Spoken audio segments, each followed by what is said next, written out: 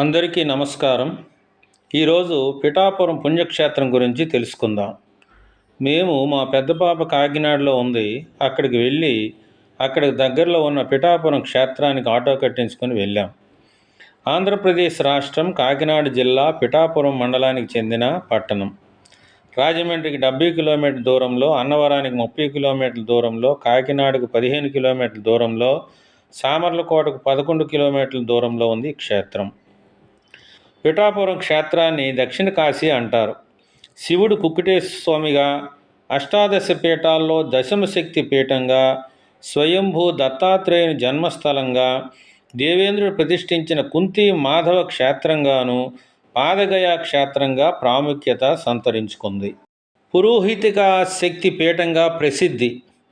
ఆదిపరాశక్తి సతీదేవి మృతదేహాన్ని ఖండించమని శ్రీ మహావిష్ణువుని ఆజ్ఞాపించగా, అలా చేయడంలో పిరుదుల భాగం ఇక్కడ పడిన కారణంగా పురోహితికా దేవి పీఠంగా అవతరించింది.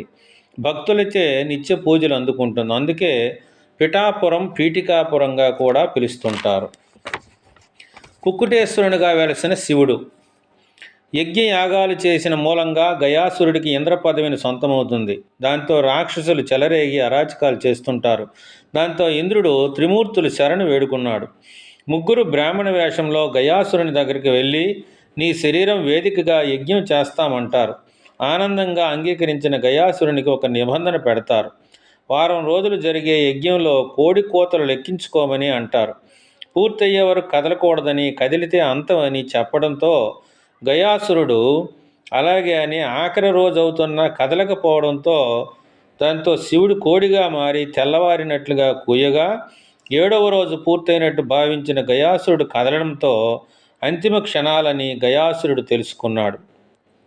అడిగింది త్రిమూర్తులని తెలుసుకొని, వారి చేతుల్లో మరణించడం కన్నా తనకు కావలసింది ఏముందని, కాకపోతే తన పేరుతో పాదగయగా ఈ క్షేత్రం విలసిల్లాలని కోరతాడు. తదాస్తు అంటారు. అలా ఈ క్షేత్రం పాదగయగా ప్రాముఖ్యత సంతరించుకుంది. పిఠాపురం క్షేత్రాన్ని పాదగయ క్షేత్రం అని కూడా అంటారు.